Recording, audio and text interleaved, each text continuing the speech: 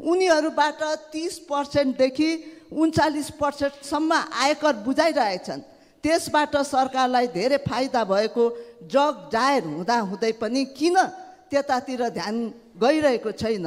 Company नभए पनि फ्रिल्यान्सिङबाट काम त हुन्छ, त्यसबाट त 5% कर मात्रै सरकारले पाउँछ। विदेशी लगानी सहज रूपमा भित्राउने हो भने कतिपय अवस्थामा कर छुट दिनका लागि उधार हुन आवश्यक छ। करको दायरा बढाउने भन्दा पनि लगानी भित्राउन आवश्यक छ। विदेशी लगानी भएका आइटी आउटसोर्सिङ कम्पनीहरूले आफ्नो सेवालाई निर्यात भनेर नै शून्य करको नीति पालना गरेको छ। तर अहिले आएर पारदर्शी नभएकोले विदेशीहरू इन्भेस्ट गर्न चाहँदैनन्। यसतर्फ सरकारको ध्यान जान आवश्यक छ, किनकि नेपाल आउटसोर्सिङ हब बन्न सक्ने सम्भावनामा तुषारपात हुन सक्छ। त्यसैले यस विषयमा गम्भीर भएर सरकारले बेलैमा सोच्नुपर्छ भन्ने कुरा सभामुख मार्फत सरकारको ध्यान आकर्षण गराउँदछु।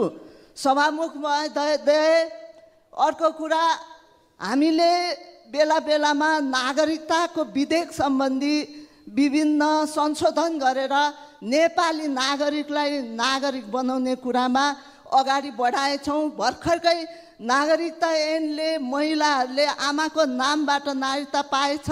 कोही पनि नागरिकता बिना रहनु परेको छैन।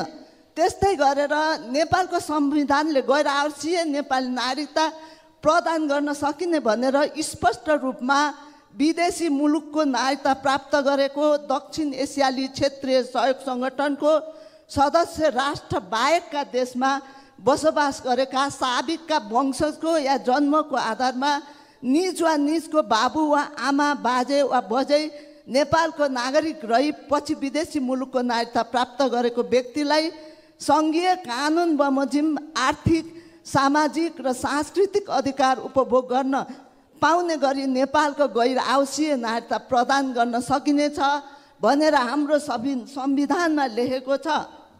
तर गैर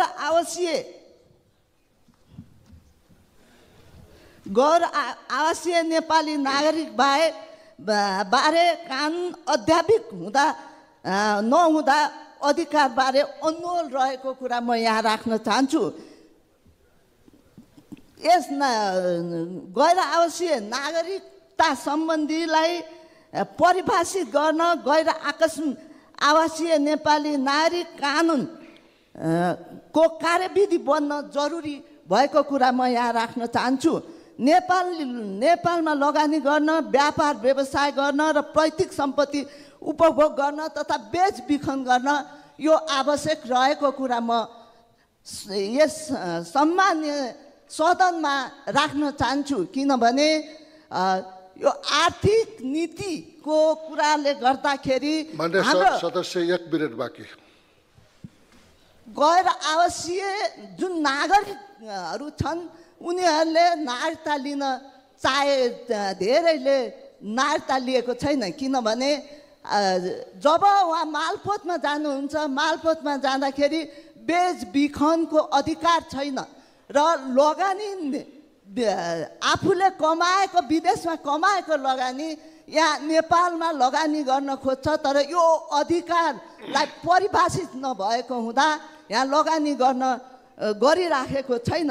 विदेशमा बसेर कमाएको रुपियाँ लगानी गर्न आफ्नो देशमा तयार छ। तर यसलाई परिभाषित